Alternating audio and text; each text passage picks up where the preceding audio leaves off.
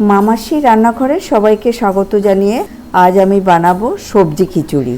তার জন্য নিয়ে নিয়েছি আতপ চাল, আর যতটা চাল নিয়েছি তার সমপরিমাণ 2 রকম ডাল, মুগ আর মসুর, আর বিভিন্ন রকমের সবজি।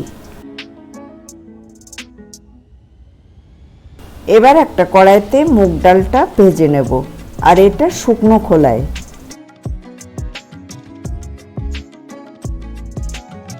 হালকা ভেজে মসুর ডালটাও দিয়ে দেব, এটাও একটু হালকা ভেজে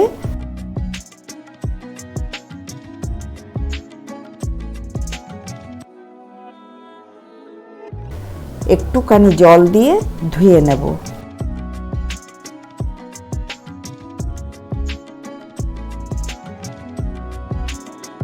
তারপর হাঁড়িতে পরিমাণ মতো জল ফুটিয়ে ডালটা সেদ্ধ করতে দেব, সাথে চালটাও দিয়ে দেব।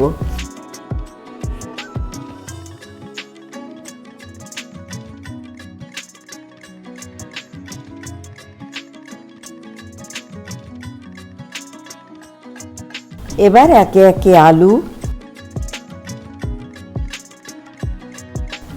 লঙ্কা,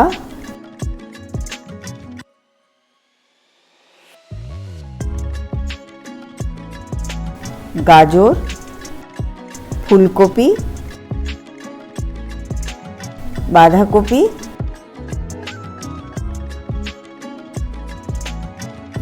কুমড়ো ও কাঁচা টমেটোগুলো দিয়ে দিলাম।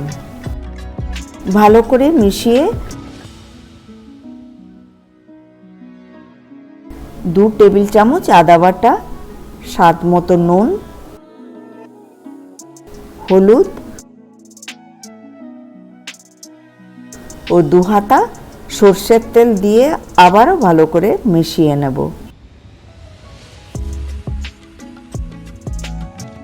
ফুটে গেলে সব শেষে দিয়ে দেব পালং শাক।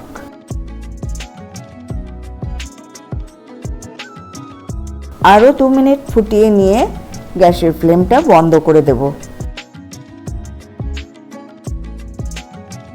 কড়াইতে সর্ষের তেল গরম করে শুকনো লঙ্কা, 5 ফোড়ন ফোড়না দিয়ে দেব।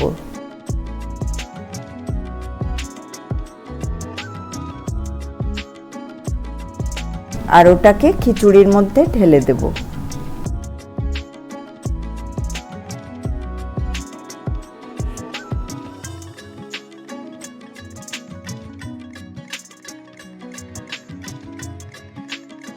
ভিডিওটা ভালো লাগলে আমার সঙ্গে থাকার অনুরোধ রইল।